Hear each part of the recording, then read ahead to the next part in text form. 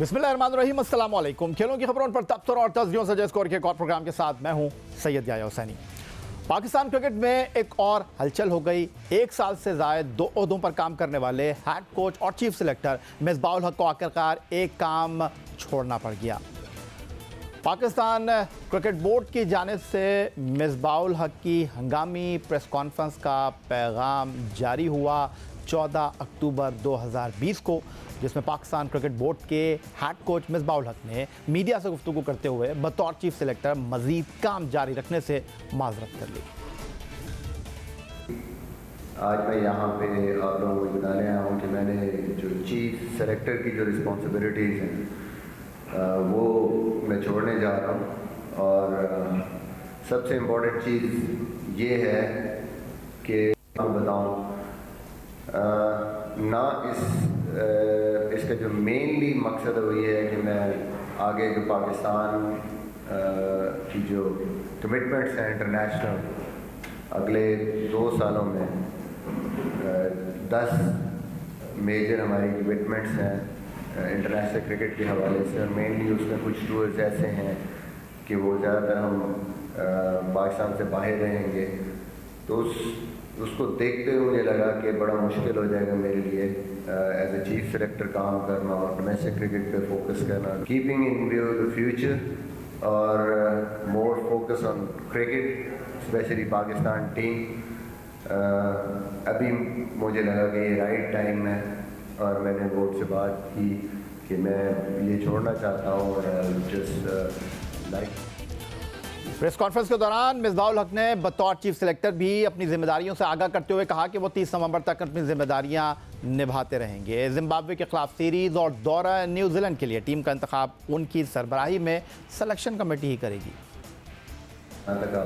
Zimbabwe की बात कर रहे हैं, 30 नवंबर तक मैं हूँ और ये जो 2 टीमें हैं ये सिलेक्ट करूँगा।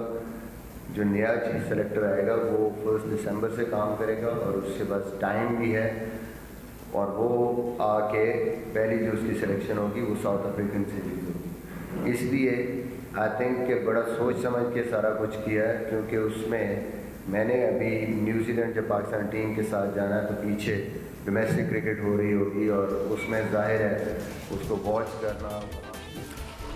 पाकिस्तान क्रिकेट बोर्ड के चीफ सेलेक्टर और हेड कोच मिसबाह-उल हक ने एक ओहदे से अलहदगी इख्तियार कर ली। 4 सितंबर 2019 को पाकिस्तान क्रिकेट बोर्ड के मौजूदा चीफ एग्जीक्यूटिव वसीम खान ने इस बात का ऐलान किया था कि वो मिसबाह-उल हक को ये जिम्मेदारियां दे रहे हैं जिसके साथ उनका काम करना आसान हो जाएगा। हमारे दिमाग में और हम इंटरनली भी बात कर रहे थे कि हेड कोच और सेलेक्टर जो है एक होना चाहिए, लेकिन ये तो हमारी सोच थी पहले। तो these things depend on the individuals that come forward. हम मिसबा को असेस किया, इसकी क्रेडेंशियल्स, स्टैचर, लीडरशिप, नॉलेज जो है मिसबा की ऑफ डोमेस्टिक क्रिकेट, हर चीज़ जानते हैं, ये खेले हैं for very very long time. So हमारे लिए ये तो इजी डिसीजन था कि ये roles head coach, it's a big, देखिए वेरी बिग डिसीजन, क्योंकि देखिए वो डोमेस्टिक स्ट्रक्चर का बिग डिसीजन था।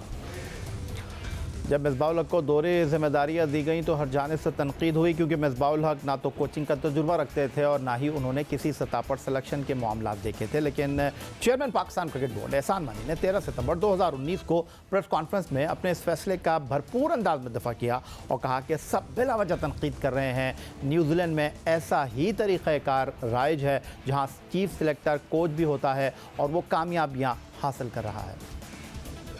हमारे दफ्तर हैं तो हफ्ते में कोई 5 रेट्स आती हैं। तब्दीली कोई नहीं चाहता, सब चाहते हैं कि जी चलता रहे, जिस तरह चल रहा है वो चलता रहे। किसी का ये कहना कि जी ये कहीं नहीं हुआ दुनिया में तो ये नहीं होना चाहिए। न्यूजीलैंड पिछले 7 से 8 साल से क्या कर रहा है, यही कर रहा है। और माशाल्लाह जो न्यूजीलैंड की team performance as a team आज मेरे ख्याल में वन ऑफ द बेस्ट, जिस तरह वो ऊपर तक आए हैं फ्रॉम बीइंग अ टीम जिसके साथ लोग खेलना नहीं चाहते थे, जब खेलते भी तो उनको बुरी तरह मारते थे। आज न्यूजीलैंड बहुत कम्पिटिटिव टीम है, वो फोकस्ड हैं, वो परफॉर्मेंस बेस्ड हैं, और यही चाहता हूँ मैं कि पाकिस्तान क्रिकेट के लिए। लेकिन मिसबाउल हक का बतौर चीफ सिलेक्टर और हेड कोच पहला ही असाइनमेंट इंतहाई मायूस कुन रहा। श्रीलंका के खिलाफ T20 सीरीज़ में वाइट वॉश शिकस्त ने पाकिस्तान क्रिकेट बोर्ड के इस फैसले पर कड़ी जद लगाई। इस शिकस्त का जिम्मेदार सिर्फ कप्तान सरफराज अहमद को ठहराया गया। दिलचस्प बात यह है कि सरफराज अहमद T20 सीरीज़ में 67 रन बनाकर पाकिस्तान के टॉप स्कोरर थे, लेकिन फैसला करने वालों ने मिसबाउल हक का कंधा इस्तेमाल करते हुए सरफराज अहमद को न सिर्फ कप्तानी से हटा दिया बल्कि टीम से भी बाहर कर दिया, जिसके लिए मिसबाउल हक प्रेस कॉन्फ्रेंस में वजाहतें देते रहे। बहुत सारी चीज़ें पिछले दिनों में जो है वो मीडिया में आ रही हैं रिगार्डिंग कैप्टनसी सरफराज, उस पर भी मैं थोड़ी सी बात करना चाहता हूँ। देखिए, इस हवाले से चेयरमैन वसीम खान और मेरी काफ़ी डिस्कशंस हुई, काफ़ी हमने इस सारी चीज़ों को देखा, एनालाइज किया, और देन जो भी फाइनल डिसीजन है, आपको पता है कि कॉन्स्टिट्यूशनल राइट जो है कैप्टनसी डिसीजन पे, that remains with the chairman. और चेयरमैन ये समझते हुए, जैसा कि उन्होंने अपनी स्टेटमेंट में भी कहा, कि कोई और चीज़ नहीं जो कि मीडिया में एक अजीब सी चीज़ें देखने को मिल रही हैं, पता नहीं किस किस्म की थ्योरियाँ चल रही हैं, सिंपल सी चीज़ है जो चेयरमैन ने पहले भी कहा है कि ओवर इज़ फॉर्म, और जो प्रेशर, जिस प्रेशर में सरफराज, उसकी बेसिस पे जो भी डिसीजन उन्होंने किया वो सरफराज को कप्तानी से साइड पे करने का, वो सिर्फ इस वजह से। लेकिन कप्तान की तब्दीली से भी कोई फ़ायदा नहीं हुआ। दौरा ऑस्ट्रेलिया में पाकिस्तान टीम को न सिर्फ टेस्ट सीरीज़ में शिकस्त का सामना करना पड़ा बल्कि T20 सीरीज़ में भी पाकिस्तान को नाकामी का सामना करना पड़ा। ऑस्ट्रेलिया के ख़िलाफ़ सीरीज़ के लिए जब टीम का ऐलान किया गया तो उसमें मोहम्मद हफीज़ और शोएब मलिक को शामिल नहीं किया गया। ऑस्ट्रेलिया के मुश्किल दौरे पर नए कप्तान बाबर आजम के साथ मोहम्मद हफीज़ और शोएब मलिक को न रखना बाबर आजम को भी नहीं भाया था। इसीलिए जब टीम का ऐलान हुआ तो उस वक्त बाबर आजम ने अपनी राय से भी आगाह किया, और क्या कहा वो भी आपको दिखाते हैं। नहीं, ऐसा कुछ नहीं है। इनपुट मेरा लाजमी होता है और लाजमी था इस बारी भी। टीम सिलेक्शन में बैठा था। जैसे आपने बोला कि सीनियर्स का, जी बिल्कुल, मैंने तो अपना इनपुट दिया था कि मुझे ये टीम चाहिए और सीनियर प्लेयर भी उसमें हों, लेकिन ये सिलेक्शन और कोच का सिलेक्शन का काम था कि जो टीम अनाउंस करें।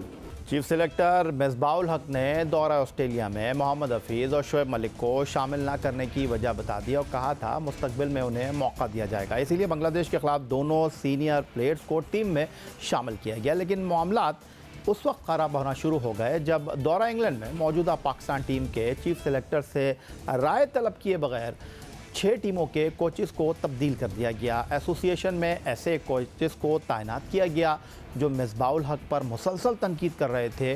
उनमें बलूचिस्तान के कोच फैसल इकबाल भी शामिल थे, जो मिसबाउल हक को मुख्तलिफ प्लेटफॉर्म पर तनकीद का निशाना बनाते रहे। हाई परफॉर्मेंस सेंटर में साबिक कप्तान मोहम्मद यूसुफ को बैटिंग कोच की जिम्मेदारियां दी गईं, लेकिन मोहम्मद यूसुफ मिसबाउल हक के सबसे बड़े नाक़िद रहे और माजी में मिसबाउल हक पर तनकीद करते रहे हैं। इस चीज़ की समझ नहीं आ रही कि हेड कोच देखेगा कब उन लड़कों को, जो यंगस्टर, जो नए लड़के लाने हैं टीम में, उनको देखेंगे किस टाइम वो। देखिए, जो मुसलसल हम टीवी पे बात कर रहे हैं, मेरे ख्याल मुख्तलिफ टेलीविज़न पर मुख्तलिफ लोग बात करते हैं कि जो प्लेयर लाना होता है उसको देख के लाना है, आपने स्कोर कार्ड देख के नहीं लाना। अगर इन्हीं लोगों ने कोचेज़ ने करना है तो फिर चीफ सेलेक्टर की ज़रूरत ही नहीं। फिर आप उनसे पूछें कि कौन सा लड़का अच्छा परफॉर्म कर रहा है, उनको आप चांस देने की कोशिश करें। तो फिर चीफ सेलेक्टर की ज़रूरत ही नहीं। जब उसने कहीं जाके मैच देखना ही नहीं है, वो तो जा ही नहीं सकते, वो तो पाकिस्तान के साथ होंगे। तो ये एक मेरी समझ से बाहर है। बहरहाल उन्होंने एक नई चीज़ लाने की कोशिश की है, देखते हैं क्या होता है इसमें। लेकिन मैं समझता हूँ कि अगर ऐसी कोई चीज़ करनी थी तो वकार भाई को इस जगह पे लाना चाहिए था। एटलीस्ट वकार भाई मेरिट पे आते हैं, ये मेरिट नहीं है। हमें स्किल्स चाहिए और इसमें स्किल्स नहीं है।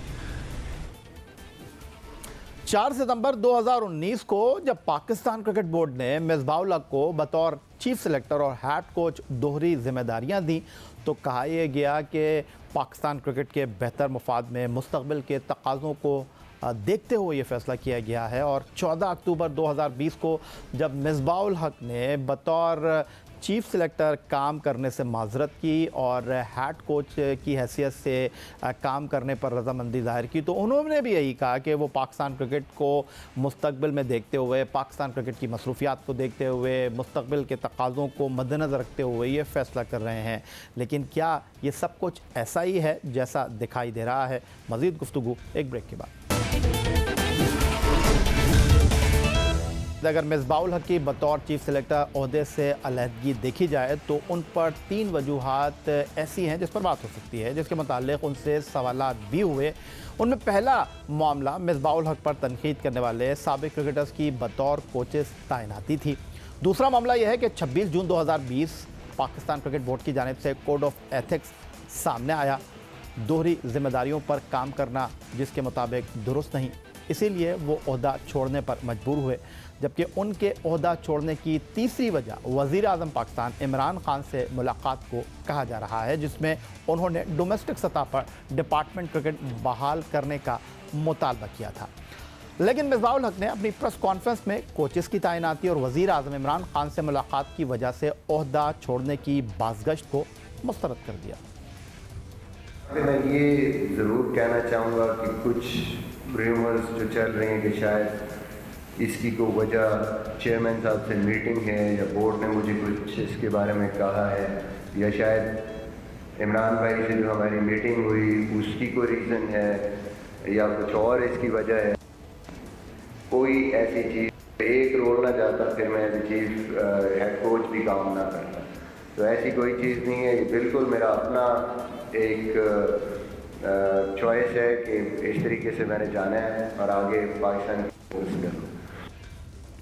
मिसबाउल हक ने 2 ओहदे अपने पास न रखने का फ़ैसला किया। ज़िम्बाब्वे के ख़िलाफ़ होम सीरीज़ और न्यूजीलैंड के ख़िलाफ़ सीरीज़ के बाद वो सिर्फ मुस्तकबिल में हेड कोच की हैसियत से काम करेंगे, बतौर चीफ सिलेक्टर वो खिदमात से दस्तबरदार हो जाएंगे। इस पर गुफ्तगू करने के लिए स्टूडियो में हमें ज्वाइन कर रहे हैं पाकिस्तान के former international batsman Mahmood Aamir साहब। महमूद आमिर साहब, किस तरह देख रहे हैं आप इस अचानक आने वाली तब्दीली को? सबसे बड़ा सवाल यह है कि मिसबाउल हक पाकिस्तान की उस टीम का ऐलान आइंदा चंद रोज़ में करने वाले हैं जो कि ज़िम्बाब्वे के साथ होम सीरीज़ करेगी। उनके पास तब बेहतरीन मौका था। न्यूजीलैंड के ख़िलाफ़ सीरीज़ का ऐलान करेंगे, उस वक्त वो ये कह देते ये मेरी लास्ट सिलेक्शन है। अचानक ऐसा क्या हुआ कि उन्होंने रातों रात ये फैसला किया कि 14 तारीख को ये प्रेस कॉन्फ्रेंस करनी है, हालांकि 5 दिन के बाद उनको अगले प्रेस कॉन्फ्रेंस भी करनी है? देखें, यही है वो चीज़ तो मेरे ख्याल से ख़त्म हो गई कि आप 2 ओहदे रख सकते हैं, क्योंकि वो बोर्ड ने उनको नहीं कहा कि आप एक ओहदा छोड़ दें। इन्होंने ख़ुद फैसला किया कि मैंने ओहदा एक छोड़ना है। और हम सब यही बातें कर रहे थे, जितने भी फॉर्मर प्लेयर्स और जितने भी मीडिया पे आप जैसे लोग के एक ओहदा होना चाहिए ताकि उस पर प्रॉपरली कॉन्सनट्रेट किया जाए। तो I think is a good decision मैं समझता हूँ मिसबा का कि उन्होंने एक ओहदा जो छोड़ा है। अब उससे ये होगा कि वो जो अपना कंसंट्रेशन है वो अपनी सिर्फ एज ए हेड कोच के ऊपर लगाएंगे। जो उनको टीम मिलेगी, जो उनके पास स्क्वाड होगा, उसके ऊपर वो काम करेंगे। वरना एज ए चीफ सेलेक्टर काम करना भी बड़ा मुश्किल है, क्योंकि आपको ऑल द टाइम फिर आपको फीडबैक लेना, सेलेक्टर्स के साथ बात करना, ये बहुत मुश्किल काम थे। तो मेरे ख्याल से बहुत अच्छा डिसीजन है कि चाहे वो मिसबा ने लिया हो या बोर्ड ने, लेकिन लगता तो ऐसे ही है ना, जो मिसबा की बात सुनी मैंने, ठीक है, कि मिसबा लोग ने लिया, तो I think is a very good decision for Misbah. Mahmood Aamir साहब कहते हैं कि देर आया दुरुस्त आया, तनकीद हो रही थी और मिसबाउल हक ने दुरुस्त फैसला किया। लेकिन मामला ये रह जाता है कि जो इस वक्त 3 वजूहात हैं, उनमें से एक अहम वजह जिसकी सोहेल इमरान साहब भी बात कर रहे थे कि कोड ऑफ एथिक्स, जिसके तहत मुफादात के तसादुम की वजह से कोई भी दोहरी जिम्मेदारियाँ नहीं रख सकता। कौमी असम्बली की कायमा कमेटी बराए खेल के रुकन इकबाल मोहम्मद अली ने चेयरमैन पाकिस्तान क्रिकेट बोर्ड एहसान मानी से जब ये सवाल किया कि मिसबाउल हक किस तरह दोहरी जिम्मेदारियाँ और डिपार्टमेंट में काम कर रहे हैं, तो एहसान मानी का कहना था कि अब ये ख़त्म कर देंगे। उन्होंने कहा क्या था वो भी आपको दिखाते हैं। सवाल कि आपके यहाँ अगर कोई प्लेयर किसी और जगह से भी आपका, क्योंकि पीसीबी का कानून है कि ड्यूल जॉब नहीं कर सकता। इस वक्त मिसबा, अजहर, यासिर शाह, ये सब गैस नॉर्थन गैस के अंदर, तो इन्होंने अपनी नौकरी बचाने के लिए बाकी लोगों को दांव पे लगा दिया। सुई सतन गैस की जो थी, इनके ऊपर एक्शन लें आप इनको, ताकि ये भी उन्हीं के साथ खड़े हो ना। जी नहीं, बिल्कुल मैं ये जवाब दे दूँ ना, ठीक है। हाँ, आप बिल्कुल ठीक बात करें, दुरुस्त बात है आपकी। और मिसबा को हमने ये कहा है कि बिल्कुल साफ लफ्ज़ों में कह दिया कि उसको छोड़नी पड़ेगी। तो देखें 32 लाख रुपए यहाँ से तनख्वाह ले रहे हो, वहाँ से तनख्वाह ले रहे हो, इनको कोई क्राइटेरिया नहीं बनता है ना। बेचारा गरीब जो है वो चाय की दुकान पे बैठा हुआ है, रिक्शा चला रहा है, वो बैठा हुआ। इकबाल मोहम्मद अली साहब ने यह सवाल ज़रूर किया था, लेकिन मिसबाहुल हक अजहर अली और मोहम्मद हफीज़ वज़ीर आज़म पाकिस्तान इमरान खान से जो खुसूसी मुलाकात करने गए थे उसमें अपनी नौकरी के लिए नहीं बल्कि वो डिपार्टमेंट क्रिकेट की बहाली के लिए गए थे। अब सवाल यहाँ ये पैदा होता है कि अगर पाकिस्तान क्रिकेट बोर्ड ने कोड ऑफ एथिक्स को मद्देनज़र रखते हुए मिसबाहुल हक को चीफ सेलेक्टर के ओहदे से अलहदा होने के लिए कहा है, तो बोर्ड दीगर लोगों से दोहरी जिम्मेदारियां कैसे अदा करवा सकता है? और ऐसे बहुत से लोग हैं जो पाकिस्तान क्रिकेट बोर्ड में मौजूद हैं और दोहरी जिम्मेदारियां अदा कर रहे हैं। सबसे पहले तो डोमेस्टिक सतह पर 6 टीमों के कोचेज़ ही सामने आ जाएंगे जो 6 टीमों की कोचिंग कर रहे हैं, और उसके अलावा वो सिलेक्शन कमेटी का भी हिस्सा हैं। तो क्या अब पाकिस्तान क्रिकेट बोर्ड नई सिलेक्शन कमेटी बनाने जाएगा? फिर director media and com Samiul Hasan Burney की अगर हम बात करें, जो 13 साल इंटरनेशनल क्रिकेट काउंसिल में खिदमात अंजाम दे चुके हैं डायरेक्टर मीडिया की हैसियत से, अब वो मीडिया एंड कॉम की जिम्मेदारियां भी अदा कर रहे हैं। तो क्या पाकिस्तान क्रिकेट बोर्ड ये भी जिम्मेदारी उनसे ले लेगा? सवाल यह है कि जो 6 टीमें ग्रेड 2 में खेल रही हैं उनके जो कोचेज़ हैं और वो मैनेजर की भी दोहरी जिम्मेदारियां अदा कर रहे हैं, तो क्या कोड ऑफ एथिक्स उनके ऊपर अप्लाई नहीं होता? फिर अगर हम बात करें तो पाकिस्तान क्रिकेट बोर्ड की जो क्रिकेट कमेटी है जिसके 3 सरबराह अपने ओहदा छोड़ने के हवाले से मुस्तकबिल में माजी में फ़ैसला कर चुके हैं, इकबाल कासिम, मोहम्मद वसीम और वसीम ख़ान और उसके अलावा मोहसिन हसन ख़ान। तो इस क्रिकेट कमेटी में ख़वातीन सिलेक्शन कमेटी की सरबराह उरूज मुमताज़ भी मौजूद हैं।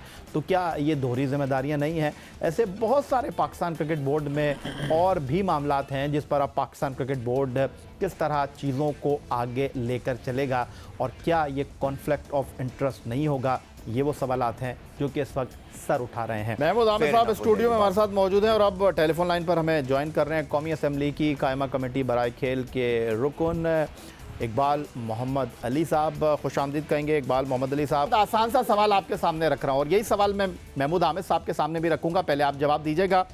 आप जब मिसबाहुल हक को लेकर आए तो मिसबाहुल हक ने बिल्कुल 11th आवर पर जो है वो दरख्वास्त दी थी कि वो पाकिस्तान टीम के कोच बनना चाहते हैं, और पहले से ही उनका नाम चल रहा था। और फिर जब उन्होंने दरख्वास्त दी तो वो हेड कोच भी बन गए, चीफ सेलेक्टर भी बन गए, एक नया तजुर्बा किया गया। फिर उसके बाद उनके लिए ये भी रिलैक्स आपने किया कि वो इस्लामाबाद यूनाइटेड के भी कोच बन गए, और उनकी टीम जो है वो टीम जो 2 चैम्पियन रही है 2 बार PSL में, वो 6ठे नंबर पर आ गई। उसके बाद फिर अचानक सारी चीज़ें ठीक चल रही थी, तनकीद भी हो रही थी, बोर्ड डिफेंड भी कर रहा था, लेकिन अब अचानक ऐसा क्या हुआ? क्या वज़ीर आज़म इमरान खान साहब के साथ बराह रास्त मुलाकात? क्या मिसबाहुल हक के ऊपर जो लोग तनकीद करते थे वो कोचेज़ बन गए, बोर्ड ने खामोशी से फैसला कर लिया, या कोड ऑफ एथिक्स की आड़ में ये सारी चीज़ें की गई हैं? कहानी है क्या? जी बिल्कुल, आपने सही इसकी समरी पेश की है।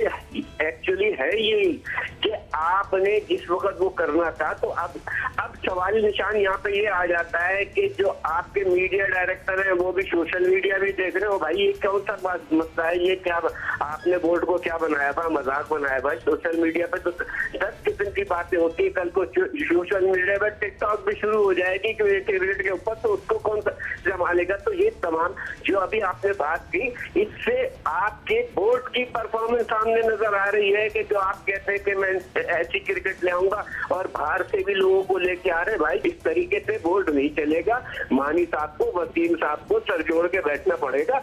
कोई सही, मैं ये कहूंगा कि ऐसे लोगों को लेके जो एक्सपीरियंस हो इनको समझाएं, अना को नहीं बनाइए। दोनों अना का मसला बना के बैठे, हम ये कर देंगे, हम ये कर देंगे।